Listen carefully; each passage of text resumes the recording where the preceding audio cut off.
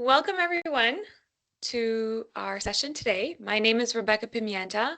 I'm a social worker and the coordinator of the Caregiver Grief Connexion project. This community of practice event is organized by our project in partnership with the Canadian Centre for Caregiving Excellence, the Azrieli Foundation, and McGill University. The Caregiver Grief Connexion is a project that is aimed at increasing the support offered to caregivers during the post-caregiving period, as well as to professionals and health and social service workers who support them. We have 4 wonderful guests for our session today, and we are very excited to introduce you to them. The first one that I'll start with is Kettly Pinchinat Jean-Charles. She's trained as a physician and holds a doctorate in public health from the École de Santé Publique at the University of Montreal. She is the Provincial Caregiving Coordinator of Ethnocultural and English-speaking communities for the Province of Quebec, and she is a researcher at the SHERPA University Institute, advancing knowledge on caregiving in diverse communities. We then have Tierney Littlechild, who is a community research coordinator in the Faculty of Medicine and Dentistry at the Women and Children's Health Research Institute at the University of Alberta. She is also a member of the Ermineskin First Nation and has training as a death doula. We have Bilkis Vissandjée with us. She is a professor and researcher at the Faculty of Nursing and Public Health Research Center, the CRIJAD Centre de Recherche Interdisciplinaire sur la Justice Intersectionnelle, la Décolonisation et l'Équité at the University of Montreal and at SHERPA University Institute, among being a member of numerous committees on accessibility for diverse communities. And last but not least, we have Tony Alfonso, who is the outreach coordinator at Ami-Quebec, a nonprofit organization that helps families manage the effects of mental illness through support, education, guidance, and advocacy. Tony works with groups and communities to destigmatize mental health, offers counseling to young caregivers, and runs partnerships with Indigenous communities around mental health. The panel today will be facilitated by Pam Orzeck, who is a social worker and research practitioner with decades of experiences working with caregivers. She's also an associate professor, as well as the director of field education in the School of Social Work at McGill University. She's a researcher with the CRIJAD Research Center and a founding member of this Caregiver Grief Connexion project. Since we have a large number of participants joining us today, we invite you to write in the chat where you are joining us from. We also want to acknowledge that the Caregiver Grief Connexion is working on unceded lands which have traditionally served as a site of meeting and exchange among diverse Indigenous peoples. These peoples are recognized as the traditional stewards of the lands and waters on which we are located. Caregiver Grief Connexion is committed to equity for Indigenous caregivers and care providers and to learning from and working with these communities. A few important logistical points. So we ask that you respect and maintain the confidentiality of anything that might be shared during this session. Automated note-taking tools with AI are not allowed during this meeting. So if you did join with an AI, we will have to have that leave. And before we begin, we want to let you know that this session is being recorded and will be available afterwards on our YouTube channel. If you have any questions or comments, you can write them in the chat, and we will address them during the question period at the end of the discussion. So here's a quick look at the agenda for our session today. We have this welcome and introduction to our community of practice. Then we have the panel discussion on caregiving, grief, and diversity with Kettly, Tierney, Bilkis, and Tony. That will be moderated by Pam. We will have time for a question period at the end, and finally, a short conclusion. If this is your first time joining us, welcome to our community of practice. So communities of practice are groups that are specifically designed to bring together professionals and practitioners who wish to better support caregivers in the health and social services sector. These groups enable knowledge transfer, peer learning, and skill development. We offer these communities of practice in both English and French. The reality is that grief experienced by caregivers is often different from that of people who are not caregivers, and that is often not recognized by our society. So this is what led us to create a community of practice specifically on the grief experienced by caregivers. And now I will pass the floor to Pam, and I'll take away this PowerPoint. Thank you, Rebecca. and welcome everyone. So great to see you all. Thanks for giving us your lunch hour. I just want to shout out the team. So Rebecca Pimienta is the coordinator, and Zelda Freitas is also on the line, and Patrick de Rivage as well. So that's the team that we work very regularly on this project. And again, we thank the Azrieli Foundation and the CCCE for their financial support. So today we're going to just have a general kind of community of practice fireside chat with our amazing guests. Tony had a bit of an audio issue, so we're not sure where that's at, but I'm going to just launch questions and I'll call our guests out one at a time and I'll change up the order. And like Rebecca said, if you have questions for the audience, just put them in the chat, and it's great to see all of you. So let's go. My first question, and I'm going to start with Tierney, is Tierney, tell us the work that you do and how you came into this work. Okay. Danse everybody. Okay, Sigokspel Nitsikason Musqueam Ochinia. My name is Tierney Littlechild and I'm from Musqueam, Alberta. I'm a Nehiyaw Cree. And my work. So I'm the community research coordinator for Ispimikawassak Indigenous Child and Youth Health Program. So I work mostly with children and their caregivers of children with neurodevelopmental disabilities for the Women and Children's Health Research Institute.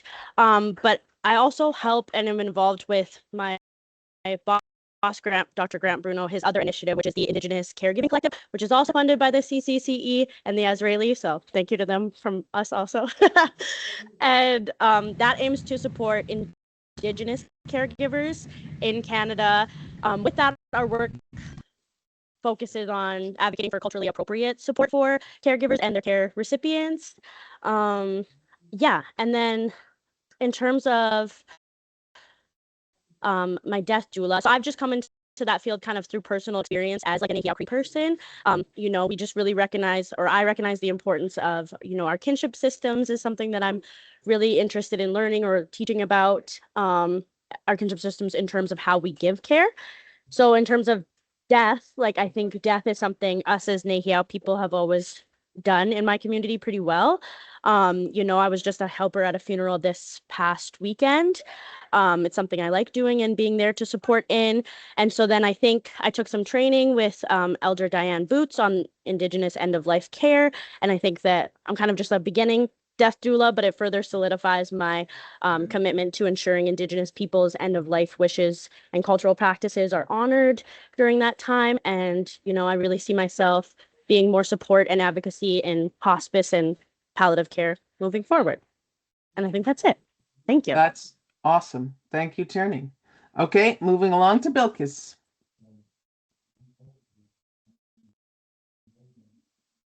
Good afternoon, everyone. Sorry, just looking for my little button to allow me to speak. So my name is Bilkis Vissandjée. Thank you for inviting me to this community of practice.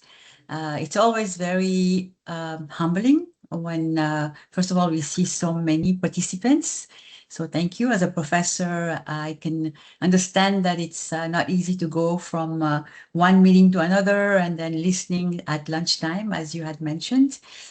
So I teach at the School of Nursing, and I'm also part of the School of Public Health in supporting the next generation of those who will be giving care. With respect to the topic today, I had the privilege of participating at the Commission sur les soins de fin de vie of Quebec alongside my colleague Patrick Durivage, and currently Zelda is one of the commissioners. And building on that experience, I'm happy to discuss today the notion of grief with a perspective that would be more, global, in a way that in the discussion today, we'll probably be looking at that notion as an experience that is not in isolation, that it is part of the social position we occupy, and which is why I'm telling you about who I am, and as you're doing the round of the screen, and how does our respective trajectory, for me as a woman, as someone shaped by transnational experiences, as a scholar engaged in global and community health, how do I understand grief? To me, as deeply relational and structured by power. So looking forward to discuss some more about these notions. Wonderful. Thank you so much, Bilkis. Kettly, same question.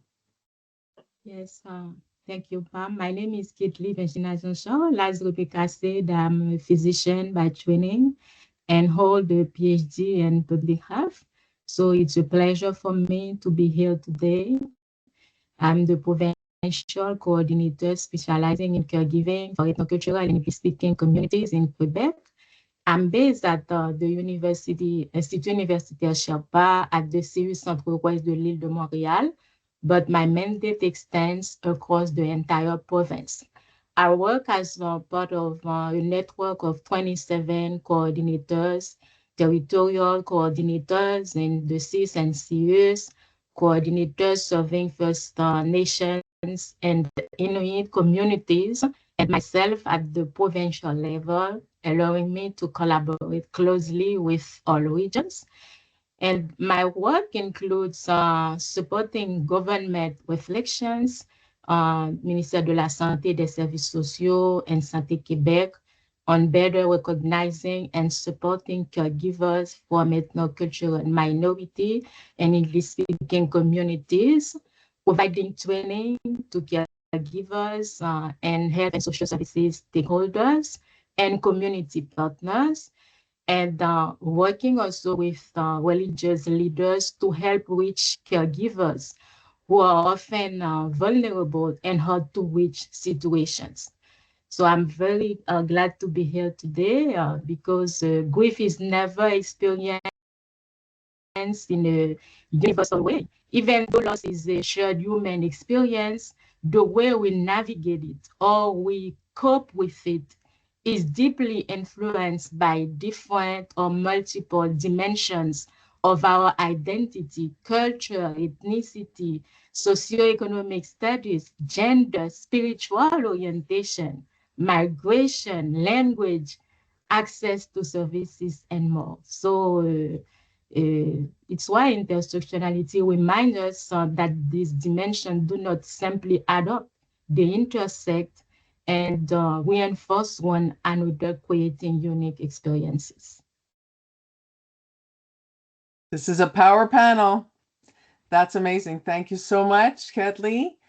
Okay, so the next order will be Bilkis, then Kettly, and then Tierney. We're going to switch it up. My question is, Bilkis, how is the caregiver viewed in your setting, in the work in which you do? Because you mentioned, or Kettly mentioned that the caregiver sometimes is hidden and marginalized, and then you also mentioned the importance of, meeting the caregiver where they're at. Thank you. Thank you for the question, and thank you, Kettly. I guess Tony will probably also be converging with our thoughts with respect to the fact that, like the dimensions that were discussed already, brought forward by Tony and by Kettly, is that when we discuss this in my environment, especially contributing to the next generation, first of all, how do we, because our title is Invisible Grief, and going from there, how do we make sure that we are sensitive, cognitively, affectively, relationally, institutionally, that it happens around us? We know that effectively there is fear to report. There may be guilt to request for support. There may be lack of recognition, so some sort of defensiveness. We also know in my work that there are many barriers, issues in accessing healthcare services, navigating healthcare services, and we know that there is that interplay, power and privilege. Some will get faster, some others. When we look at long-term care, who constitutes the population in long-term care, private versus public.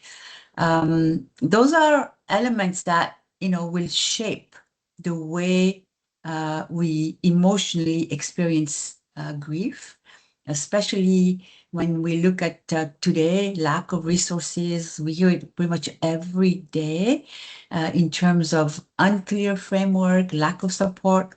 So I'd say that, in short, first of all, let's start our discussion by how do I recognize and how do I communicate? And one of the best examples when we look at English-speaking population in a province where the majority speaks French or the services are mostly in French would be language. And it does shape how, because it's not just the way I speak, it's who I am around me. And sometimes because of the intersecting linguistic cultural words, grief, as the title says, may remain unspoken, misinterpreted. So I'd say let's talk about how do we put that forward and be sensitive to listen to where there would be grief, but we can't really put our finger on it. Thank you, Bilkis. So important to look at the language and the culture, and even the culture of support, a culture of asking for help. That's a whole different kind of culture. Okay, Kettly? Yes, as Bilkis said, culture, language are very important because what I see in my work, each culture carries its own understanding of death. And this influences everything. The rituals, for example, wake, singing, prayers, celebration, and the way emotions are expressed, open crying versus restraint. The role of the community also, collective versus individualistic.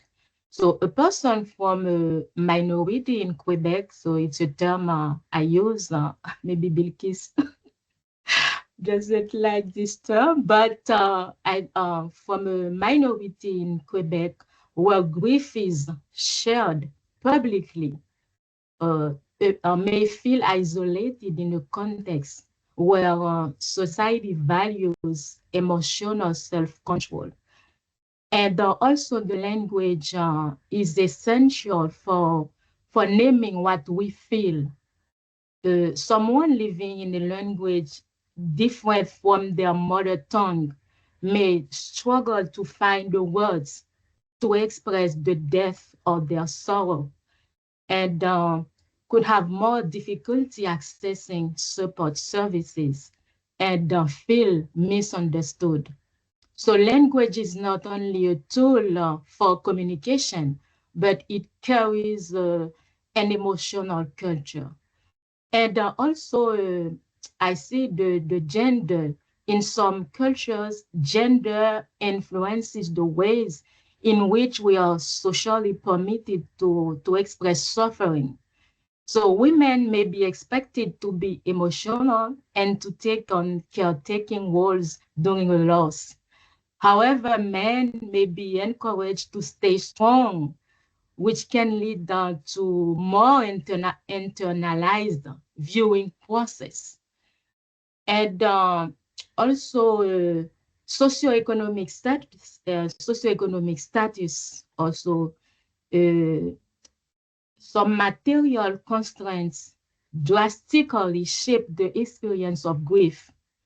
High cost of funerals, need to return to work quickly, limited access to psychological support, stress related to daily survival. So for some people, there is no time to cry. Grief must coexist with urgent realities. Migration experience also. So immigrants, refugees, or people living in the diaspora may be unable to return to their home country for the funeral. Grief from cultural rituals that give meaning to loss. Experience also a double pain, the loss plus the distance. So grief becomes a fragmented experience, sometimes marked by guilt or helplessness. A final point, I have the spirituality or religion, beliefs, beliefs influence the meaning attributed to death, the rituals, the community support, hope, continuity, and symbolic presence. For some people, faith provides comfort, and it's why it is important to respect and consider this in our interventions.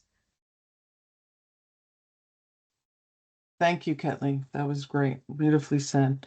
Okay, Tierney, we know that culture has a significant impact in your community as well, and faith. Tell us about that. Yeah, as a Cree person, I think once again, I'm just here to bring my own perspective as an Ahiao Cree person from Alberta. I'm not here to pan-indigenize, just bring my own Indigenous experience into this discussion today. But yeah, my experience of grief is obviously super intertwined in my cultural identity as well as our community practices. So that's how kind of our race, I guess, influences my perspective on caregiving and grief as a whole.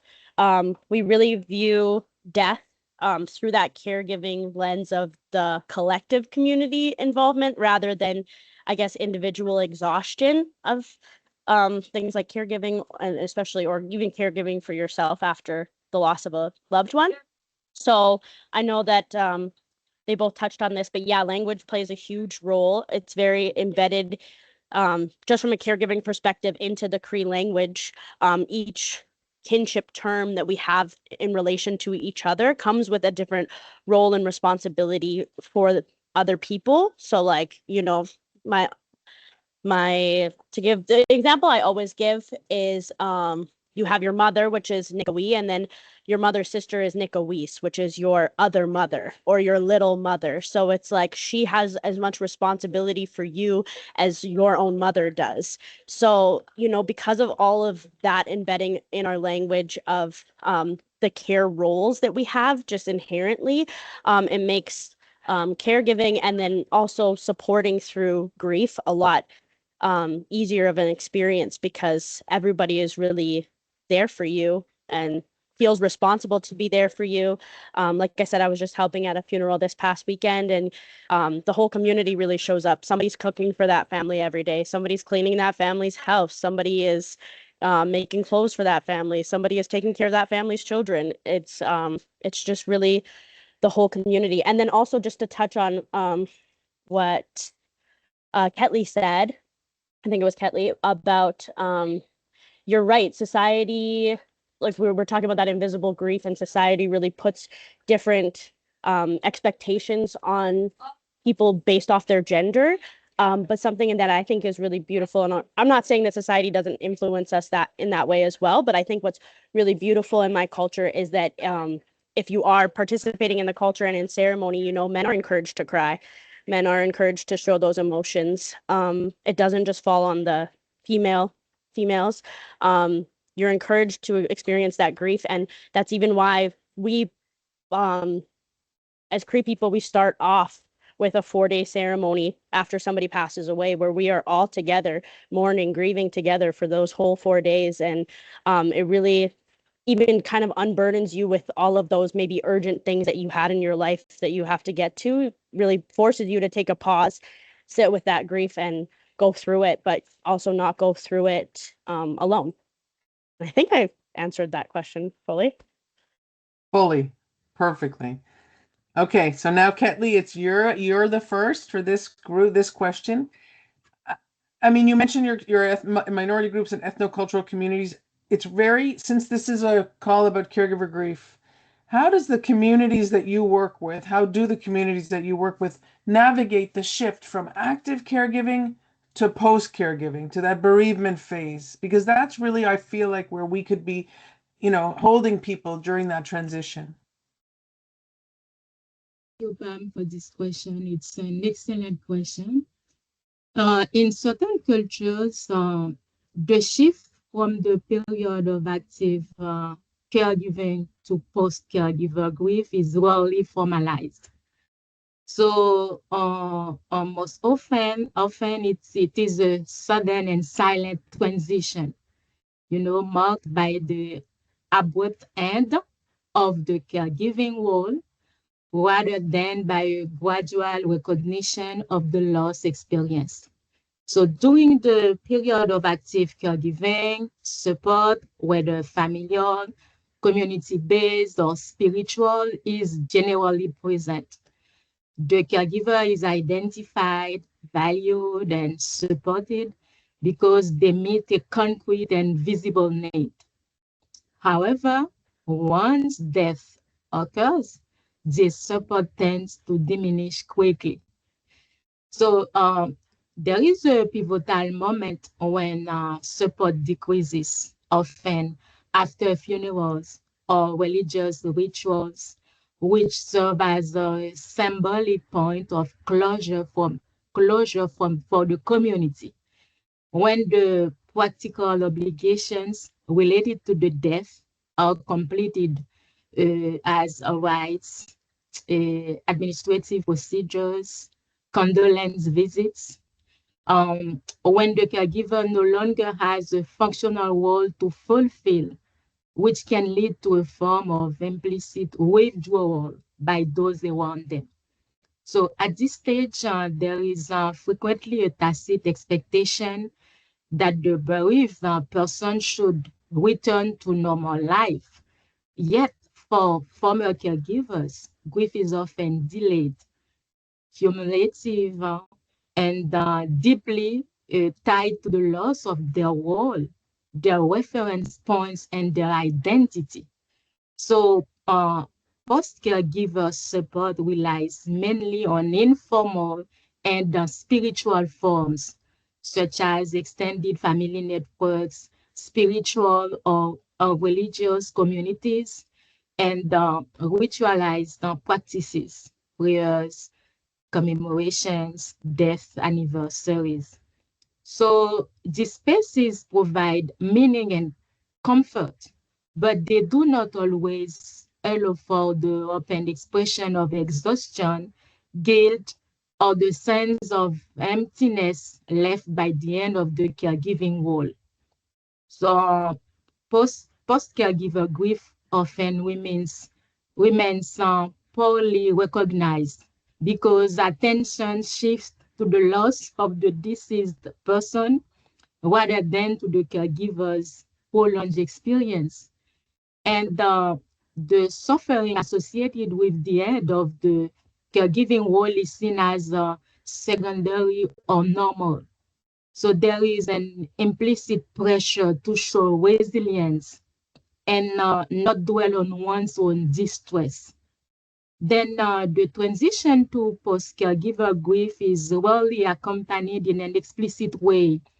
Our support generally diminishes after mourning rituals, leaving many former caregivers in a gray zone where the loss is simultaneously personal, identity-based, and relational.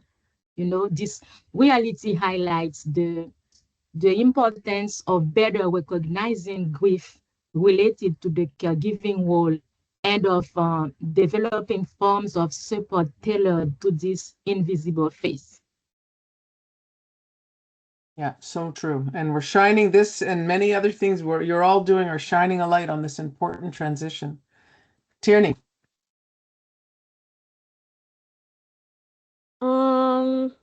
Yeah, I mean, Kettly just brought up some good things that I guess I had to think about as she was talking.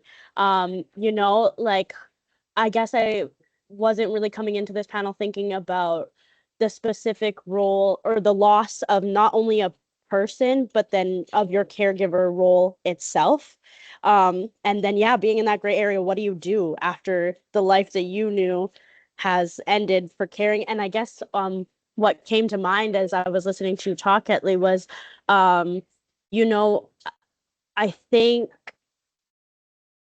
especially I guess if it was like an elder that lost, like was caregiving for another elder, for example, and they lost that person, we have we put elders, for example, on such a pedestal, like in our community, that like, yes, they may be intensely caregiving for like one person, say it's a loved one who's in palliative care or something of the sort, but they also have such massive roles within themselves as elders in the community. So they inherently kind of end up caregiving for much more than kind of just that one specific role. So I feel like that really helps actually, because they didn't just lose that one role and that's all that they had. They have, I guess plenty of other people to caregive for, which I think would kind of fill that gap or those feelings. I guess, anyways, I was just thinking about that. But I wanted to say also culturally, so like I mentioned, it starts from a 4-day ceremony where we're really all there experiencing it together, but that actually transitions into like a 4-year ritual, for lack of a better words. So after those 4 days, we actually have like a ceremony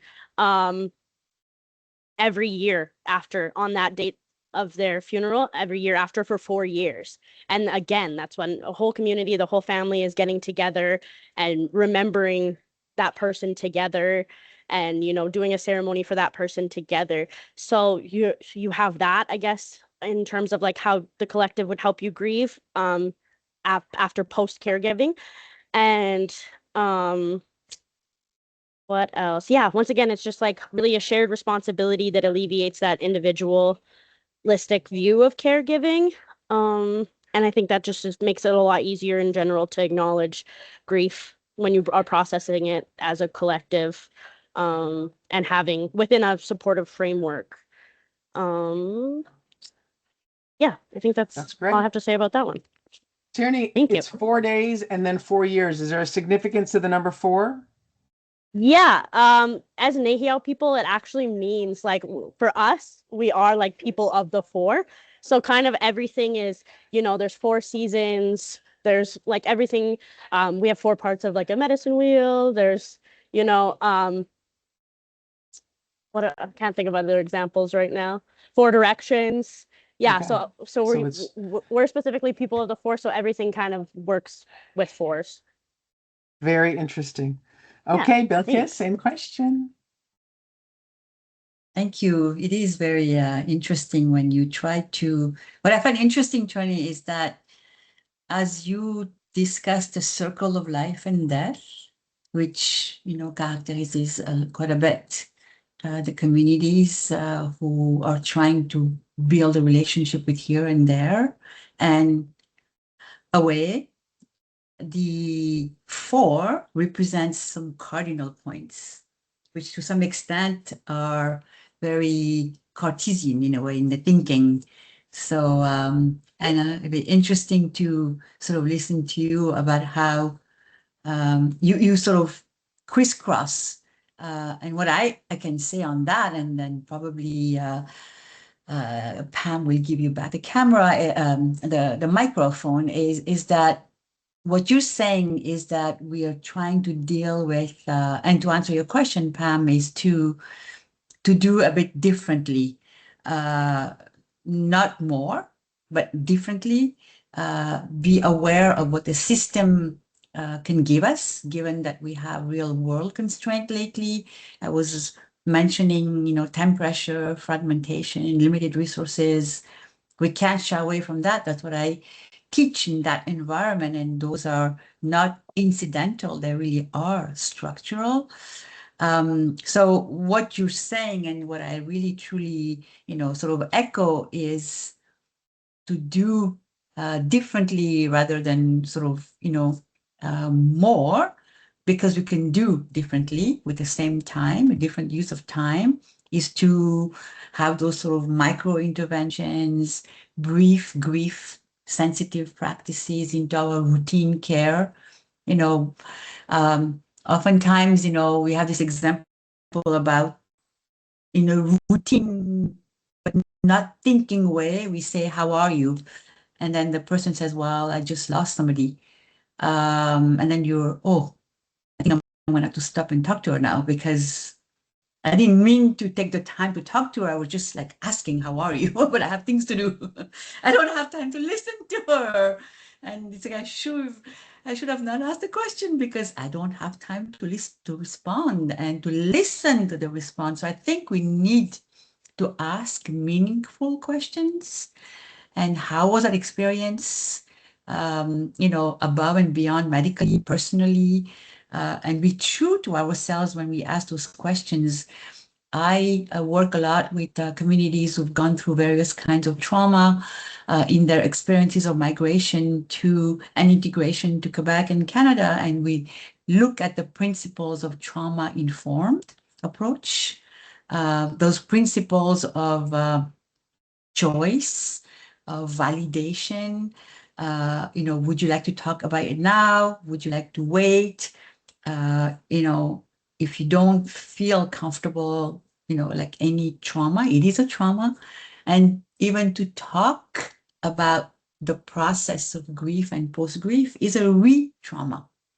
And oftentimes people would not want to be reminded until they are ready. So I think what we have is to bring back various C's, to build on your circle of continuity, completeness, communication, so that we have the capacity to be coherent and establish that confidentiality in our encounters. I'd say, we have community knowledge, we have existing networks, and we need to just sort of trust the referral communities, and we can't just ourselves in that process of grief address what people are experiencing. So I'd say providers need to be consistent, not disconnected to the practice, and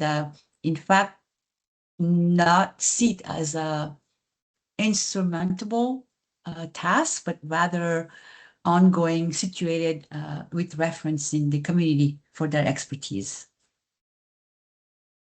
Thank you, Bilkis. We're getting to the next question, but I'll go right to Kettly. Yes, I would like to add, Bilkis said something very interesting. So it's important to ask open-ended questions. So avoid assuming how grief should be experienced, even with good intentions. Each culture, family, and individual holds their own reference points. So it's why it's important to ask open-ended questions. In your culture or family, how is grief usually experienced? What has helped you so far? Is there anything you would like us to include in our support process? So this helps establish trust and reduce the risk of unintentional cultural misunderstandings. So it is very important to listen to this person.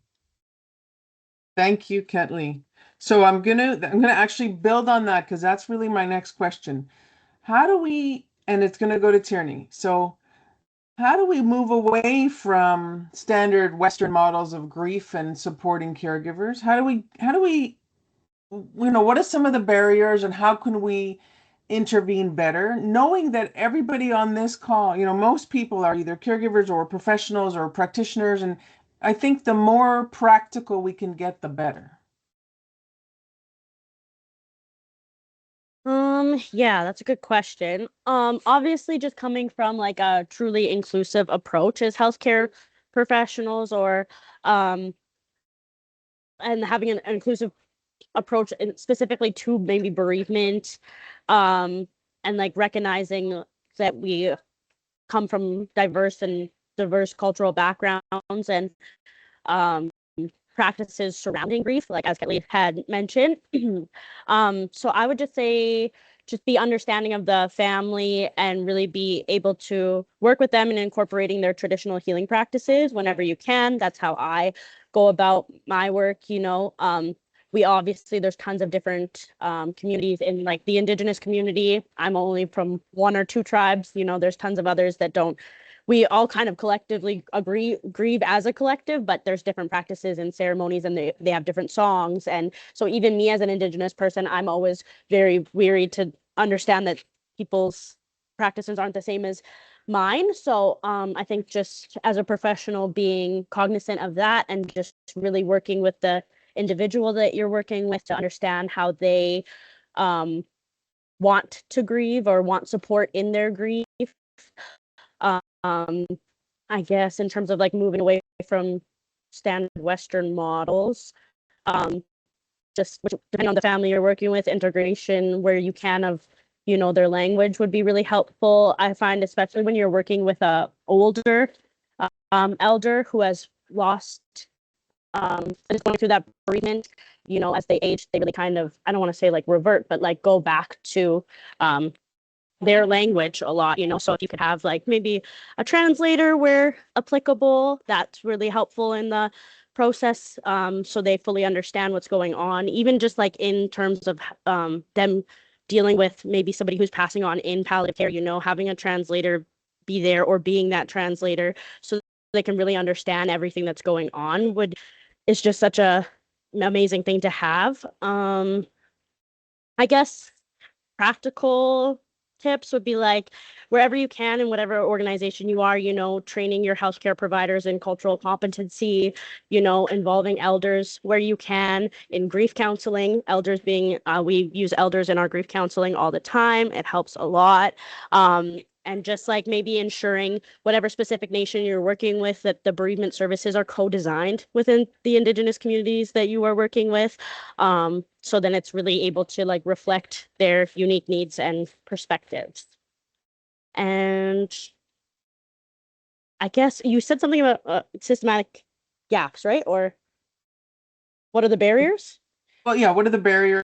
How can we, you know, moving, you know, one size fits all, you know, one phone call, maybe a condolence card and off to the next case, you know, for workers who feel the pressure within the system to only do a few things.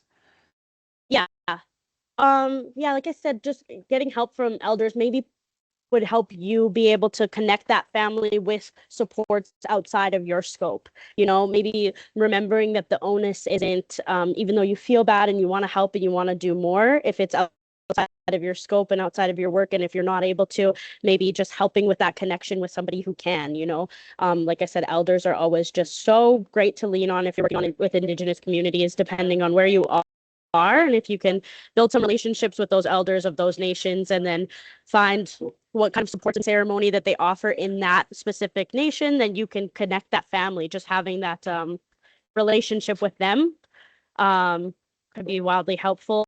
And then obviously there's like geographical disparities and like limited outreach to Indigenous communities that exacerbate those barriers and leave caregivers without necessary support. But I guess I don't have anything practical of how you can. No, that's very practical, Tierney. That's excellent. It's really important.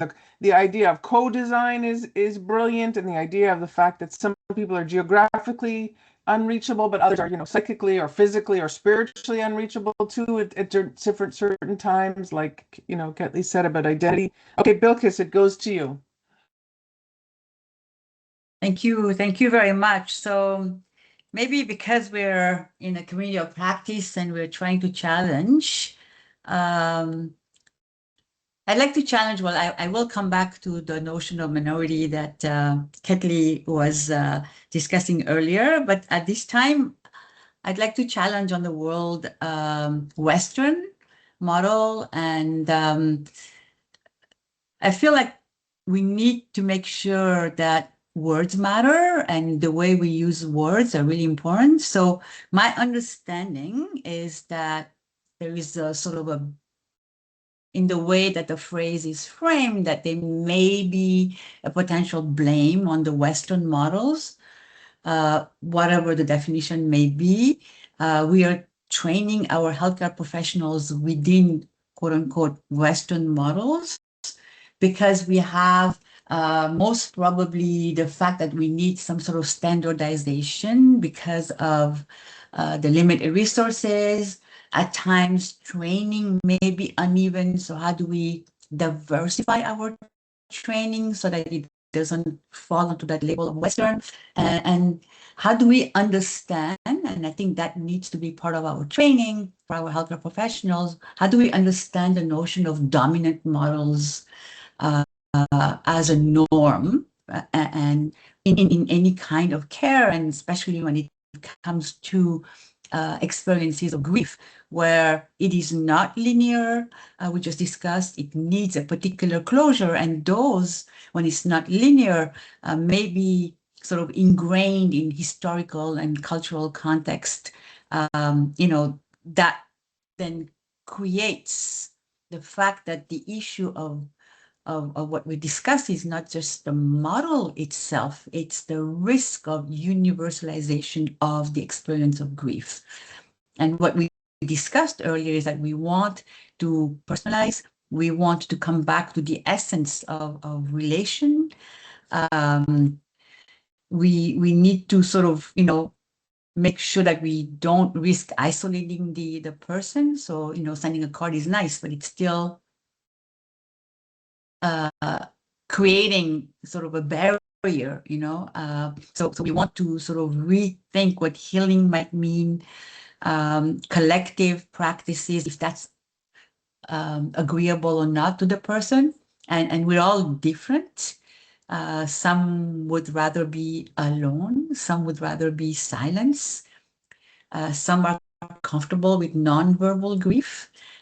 Some do not want to hear, it's okay that you feel that way, that paternalistic type response may not be appreciated by some, of those who live that within themselves. So I guess what we want is to not decontextualize grief, especially if it happens to a context that, as a healthcare professional, it is outside my experience and social realities. So, for instance, 4 days, 4 years, it is outside my social reality, potentially. I've heard of 40 days in many communities. So living with what the numbers may mean will help us, I guess, build trust. And so I guess my short response would be personalization, I guess, in terms of what embodied expressions are. Beautiful. Thank you, Bilkis. Kettly. Thank you, Pam. As Bilkis said, I think Western models are dominant and institutionalized models of grief. So usually they use implicit timelines, implicit timelines, successive stages, expected progression, a return to normality with a socially acceptable time frame. So we need to move beyond implicit timelines. We need to use a truly inclusive approach to grief. So not to make minor adjustments to dominant models of grief, rather it is grounded in an acknowledgement of the plurality of grieving experiences shaped by culture, spirituality, relationships, and identity. Tierney said to include extended family members, elders, if caregivers wish, and spiritual or community leaders in support spaces. Recognize that some people feel supported through action, preparing meals, praying, organizing rituals, rather than through emotional discourse. Stop imposing the idea that thinking about one's emotions is the only legitimate way to grieve. So, in practice, I said avoid normative questions such as, do you feel better now? And instead ask open-ended questions such as, how are you feeling? Create support spaces that women open over time beyond the immediate period following a death. Acknowledge also the legitimacy of late, silent, or reactivated forms of grief. Adapt interventions rather than forcing individuals to fit existing frameworks. Collaborate with community resources instead of marginalize them. So a truly inclusive approach does not ask bereaved individuals to adapt to existing models. It transforms the models so they can accommodate the diversity of human lived experiences. Amazing. The pearls of wisdom from all of you. I could talk all day. So there are 60 plus people online. We want to give them an opportunity to ask you all questions. So what we're going to do is go to the chat. I know there was already a few questions. So let me go to the beginning. I think there was a question from someone named Nicole. Rebecca, maybe you could find it faster than me. The question, oh, here. I'll read it for Nicole, unless Nicole wants to say it out loud. All right, I'll read it for Nicole. Tierney mentioned that in their culture, they grieve for 4 days together immediately following a death. I'm curious how or if workplaces and employers accommodate bereavement leave. Do you see any changes as folks become more grief literate? They remember a time when they worked for an organization that only gave them 3 days of bereavement leave. And obviously everyone knows 3 days is not enough to process the loss of a loved one, and that in some situations being able to grieve was a privilege for people. So Tierney, this goes to you. Yeah, I mean, it's not perfect. I think it's really up. I would say it sucks, but the onus is on the person themselves. For me specifically, to put that on my employer, obviously it's very dependent on how close I was with the person who passed away. To be like, hey, I really need these days off. It's for cultural bereavement. And like, yeah, I work for a big institution as well, right? Like with the University of Alberta, they're pretty understanding, at least my employers are, and at the Women and Children's Health Research Institute. So I'm very lucky in that aspect, but I do understand that that's not, it's a privilege and not everybody has that same experience. So I would just say, yeah, just try to, I hope, I would like to see employers obviously put that on themselves to understand grief a lot better and be able to give people the appropriate amount of time to grieve, because there is no appropriate amount of time, but whatever you feel like you may need at that time. It sucks that once again that onus is still on you as an individual. And then I also wanted to mention, for me personally, because I do help with so many wakes and funerals, and I did want to mention that they go pretty late. They're there till like somebody is sitting in there at all times, 24 hours a day during those 4 days.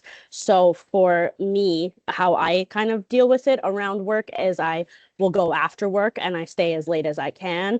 And then, go to bed and then go to work again the next day. So I kind of try to, it's nice that there is, that it is such a long 4-day ceremony that I can kind of pop in at any point in time and be of service. But yeah, that's it for me. Thank you. So Raphael, can I ask you to read your question? I never like to read for other people. I'd love when people ask their own question. I can just add just quickly to Tierney's comment that I thought was really, is that okay?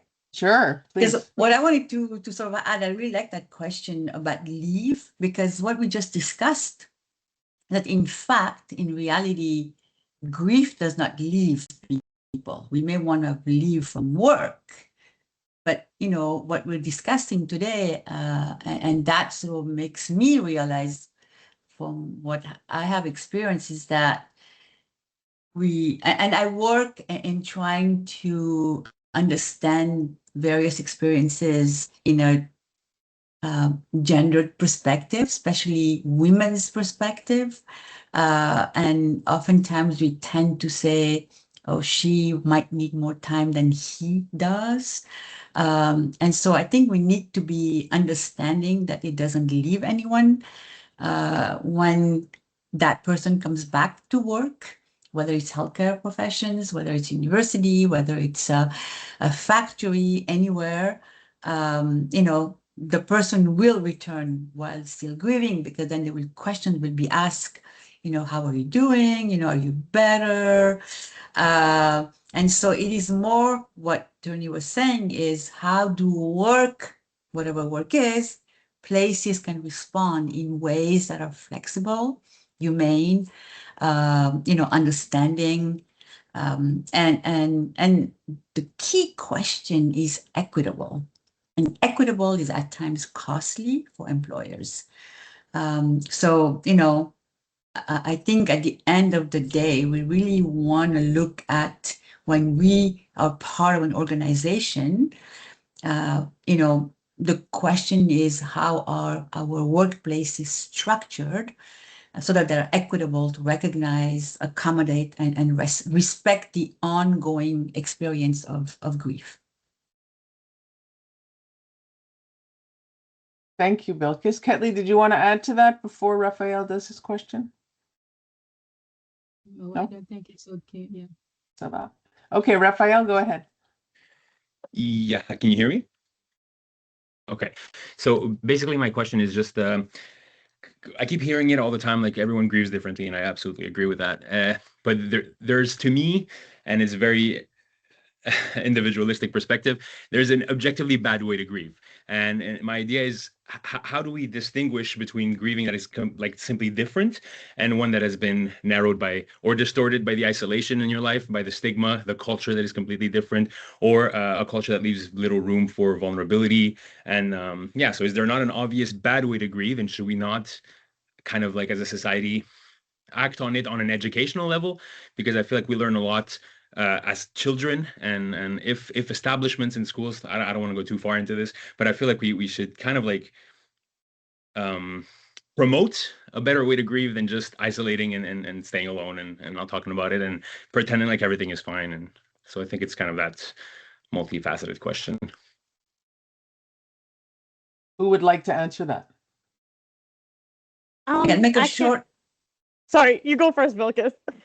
I was very short. I think Raphael is really, really, really right. And very shortly, what you're saying basically that we need to create conditions where individuals, can remain connected, whether it's work or anywhere else, even if that experience is lived in a way that we feel seems negative for the person, because it's all in terms of allowing the person to say, well, I'm not happy right now. It's not going well. So we need to navigate so that the person doesn't harm him or herself and doesn't live with the pressure of smiling, even though they don't feel like smiling.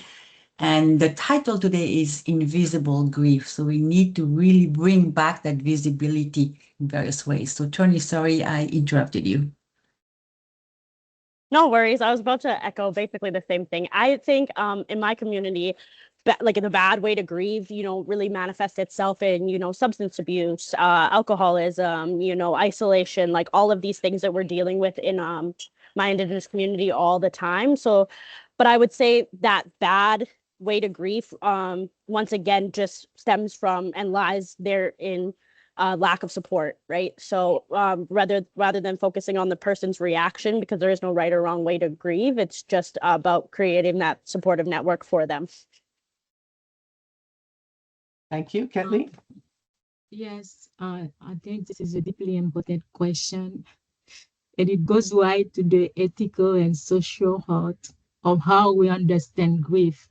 So for me, there is no morally bad way to grieve, but there are social conditions that can harm or constrict grieving.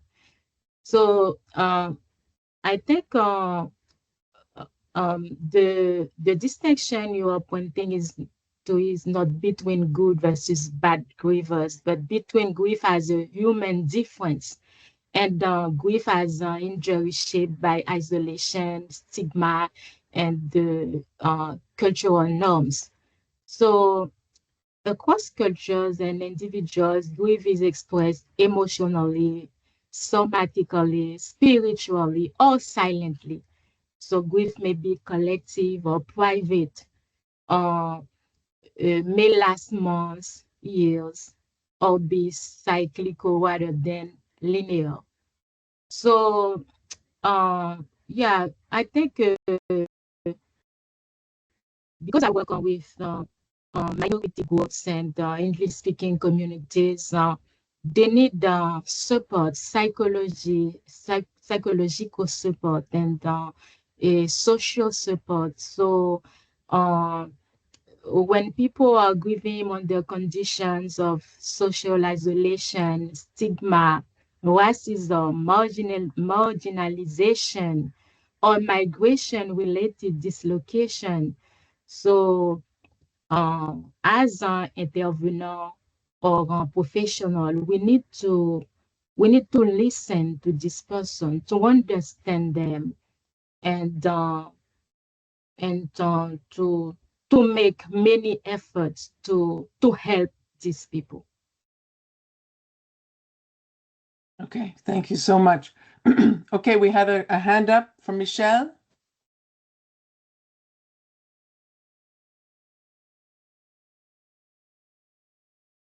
Hello. Hello. Hi, thank you for putting this together, and bonjour à Kettly.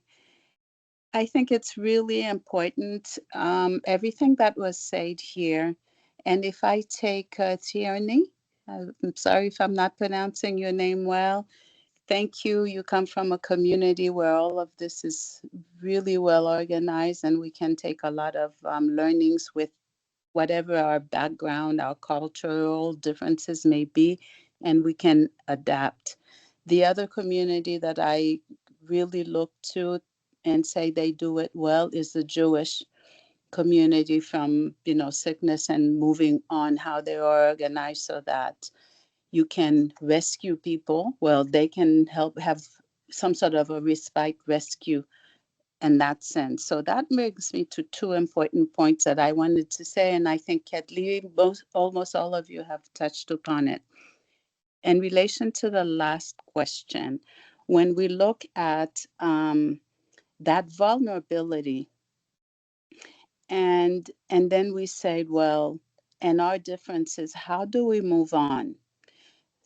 Two things that I look at. I look at the period during, let's say during caregiving and so forth, someone becomes ill, life happens, things are going to change. That ambiguous section is huge in terms of what that progression is going to be. You bring in all of your differences, no matter what it is, which culture, because your world has been shaken. And often you don't have that support system to help you within your mourning through all of it. And it's momentarily according to what you're living at this time. That's across all society. When you bring it to the ethnocultural group, who bring in the plethora of differences, all of that has an impact. And then when we're looking at interveners, and I really love the tool that it's called the Graph. I think that the Connection Group has put together. I love it because you can use that and adapt it to everybody. And I like what Kettly said. It's about individualizing experiences for people, and those of us who we facilitate small groups, you can adapt it that way and have something to help the individuals with. So when you take that and you move on, I've done this long enough to know where the major concerns for me is now death. You have walked through this. You have walked through differences the system doesn't understand, things are not happening, and so forth. And all of what Kettly said plays in. And then you come at the end, you're left alone. And that being alone, very often culturally, it's misunderstood in terms of what that person is living through. And there are many, many instances where people are stigmatized and also or marginalized with how they do grieving post, because at that point, and my cry is about what could become pathological, not necessarily so, because we have standards for that, DMS4 and so forth, where that's not supposed to happen. But often when you get there and it hasn't been dealt with from the beginning, you walk the person through so that they vent these things. So the chances of saying that these are pathological grief could lessen so that you properly identify it. So I think that goes well with that last question, which is all of that confusion around what is grief, how do you grieve, the various processes. And yes, it has to come to that individual, and how do we serve it? Sorry, I took much longer than I should have. Thank you. Thank you, Michelle. That was such an interesting observation. Would anyone like to answer?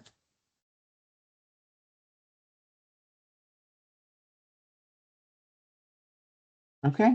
Thank you. Sorry, Yeah, go ahead. I'll say something. Obviously, grief is like an enduring active process, right? That's how felt by everybody. It's not some kind of passing phase. It's really something that stays with you forever. So in terms of like I forget what you called it, pathological grief, is that pathological grief? So that's, I'm assuming, lasting long periods of time.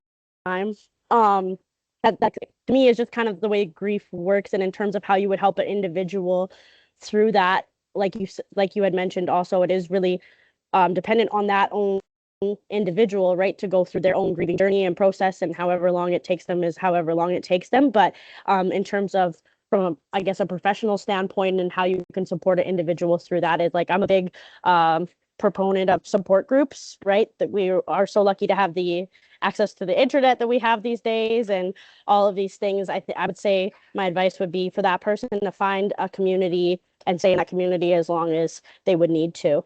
Yeah, I think.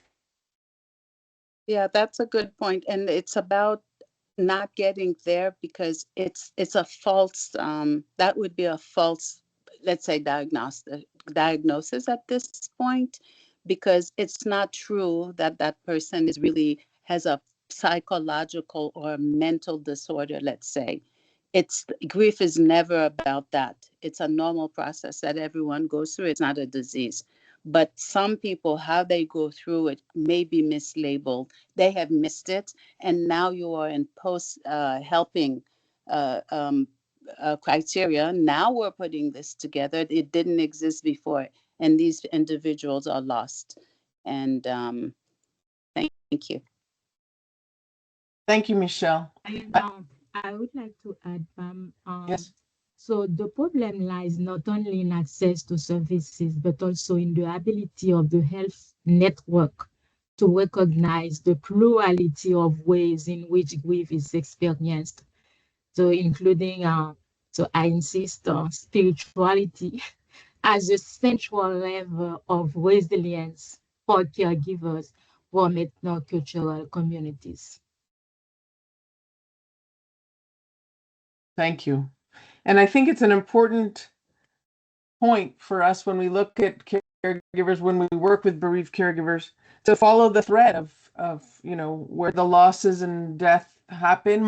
Could be multiple deaths with multiple losses, and how they lead to isolation and marginalization, because somewhere along the way there's intervention that can happen. So if we look at it as part of the life course, we have roles to play as practitioners all along the life course, well beyond post-caregiving and bereavement. So thank you, Michelle, for raising that important issue. Maybe on that last point, Yeah. Pam, Yeah. thank you very much for sort of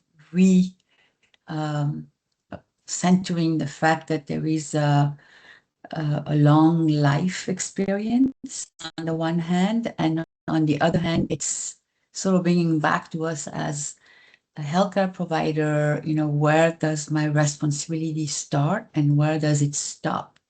And do I become whether I'm a caregiver or not, whether I'm an institutional caregiver or not, where does my responsibility lie when it comes to supporting for grief if it is a lifelong process?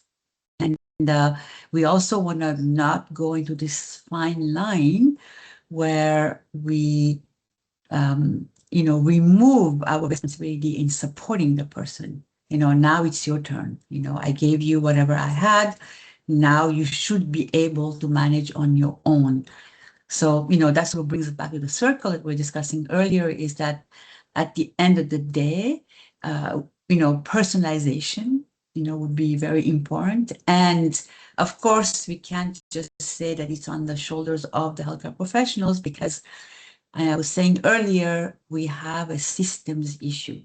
And I really think that if there is a lesson that I'd like to leave here, is to go back to our institution and discuss with what are the resources, where are we at?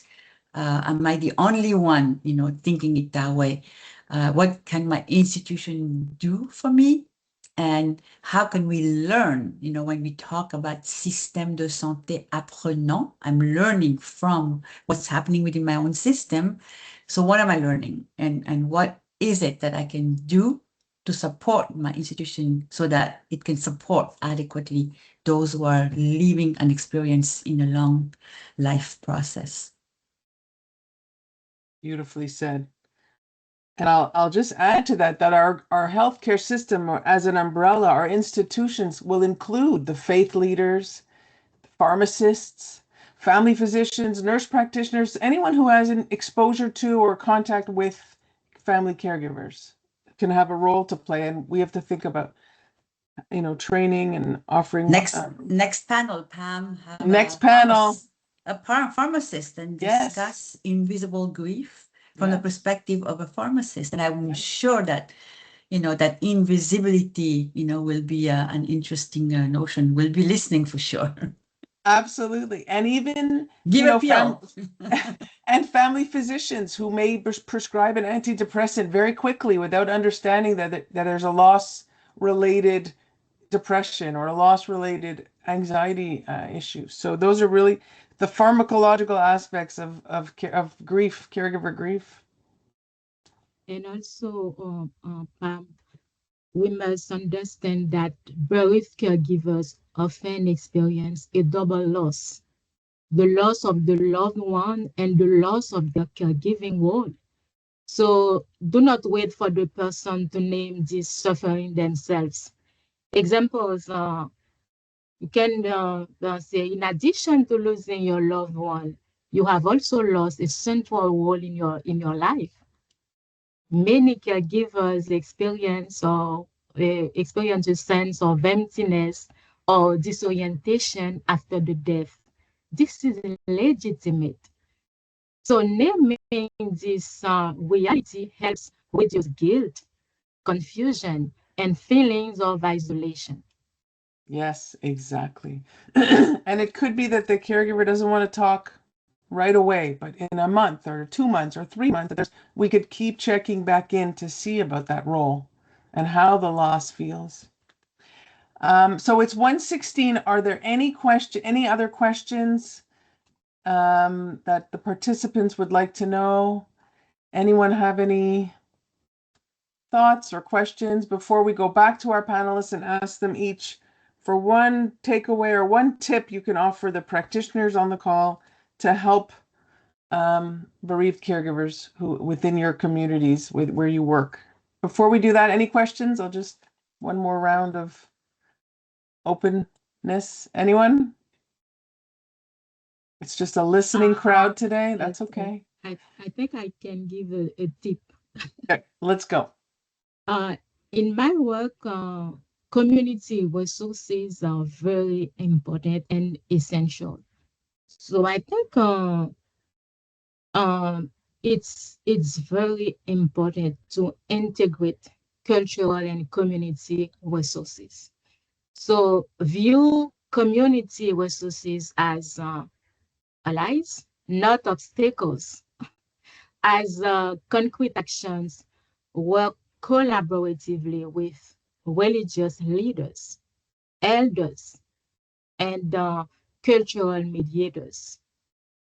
Acknowledge the therapeutic value of rituals, prayers, or recommendations, and facilitate connections with existing networks rather than replacing them. So this strengthens continuity, belonging, and meaning. So don't forget to integrate spiritual dimensions, because recognizing spirituality as a legitimate resource without presuming or imposing it, allowing the person to define what is meaningful to them, making space for spiritual practices if desired, silence, prayer, without directing or influencing faith. You understand what I mean? So collaborating with spiritual and community resources in complement to professional support. Don't assume that spirituality is a source of conflict for some. Recognize potential spiritual difficulties if the person has doubt, anger, loss of faith. Normalize them as an integral part of the grieving process. Very important, Kettly. Thank you so much. That's really helpful. And it shows a real partnership in how to intervene with grieving caregivers. Thank you. Bilkis? Yes, thank you. Thank you. So I guess I'll build back on what I had started, this conversation with, and, talking about my main message would be looping back to language. So language, is not just a tool to express. What I learned from today and from what I do in my daily work is to remind that it is part of the experience of what one goes through in their health condition. So it is part of the experience of grief. We discussed that grief is shaped, expressed, understood through language, and we need to work so that we don't limit expression to institutional languages, which, is in reference to the notion of minority that risks just counting people rather than looking at the experience of power, which is one of the ongoing discussions I have with Kettly. We want to sort of get to the various dimensions of the experience. So in that case, translation may not be sufficient. We want to go through more literal translation, interpretation of what the communication is with respect to grief, so that we can preserve the meaning, the emotion, the context, in terms of letting those spaces, empty space, are okay, and to sort of deconstruct the power again, so that people can talk and that we contribute to their agency. So I guess to allow for those words, it takes time, and that's what we often don't have. So I'd say we need to work together to make the system more inclusive in terms of of grief support. Thank you so much. Thank you very much. And grief literacy is really central to a lot of the work we're doing also at Caregiver Grief Connection. So thank you. Tierney? I have a question with yeah. Go ahead. Zelda, I don't know if it's a question. What spirituality is meaningful for me? I don't know it is a question. So Zelda, in my experience, in my work, for many individuals from ethnocultural communities, spirituality, I said, that represents an essential source of meaning, comfort, and we know across all aspects of given issue. It plays an important role in the interpretation of illness, loss, and death, emotional regulation, the maintenance of hope and continuity of identity, community support through places of worship, rituals, and spiritual networks. So when bereavement support services fail to recognize or integrate the spiritual dimension, they may perceive as irrelevant or even inadequate. So as a result, even when formal resources are available, many caregivers turn instead to their spiritual communities to obtain emotional and symbolic support, leaving institutional services underutilized, you know. So this is a barrier for this person if we don't recognize this dimension. Thank you, Kettly. So Tierney, we're gonna you'll be the last word of the conversation. And just to remind you, the question was any takeaway or any advice for the practitioners on this call. Yes. Sorry, I kept getting kicked out for some reason, guys. But yeah, I guess my only advice would be just continue to, actively listen, make sure you're engaging with the caregivers themselves about cultural beliefs and practices related to grief for them. Build trust where you can by sitting with them, include their families, include their, like I said, their practices where you can, validate. And yeah, I think that's it. Thank you so much for allowing me to be a part of this meaningful discussion. And I had a great time today. Hopefully people learned something from me. I don't know. Well, I'll tell you this. I thought it was a brilliant session. You're all brilliant people. And I know that everyone on this call, I'm certain got some nugget of information. And I think that you all, shone a light on the really important dimensions of caregiving, like spirituality, language, and community. And that's how we help our caregivers in their grief. And I think that this is just the beginning of conversations to go forward about exploring and supporting our caregivers. So thank you so much to you, Bilkis, Kettly, and Tierney. This was a great conversation, and I know we'll have more conversations to come. So have a wonderful day, everyone, and thank you so much again.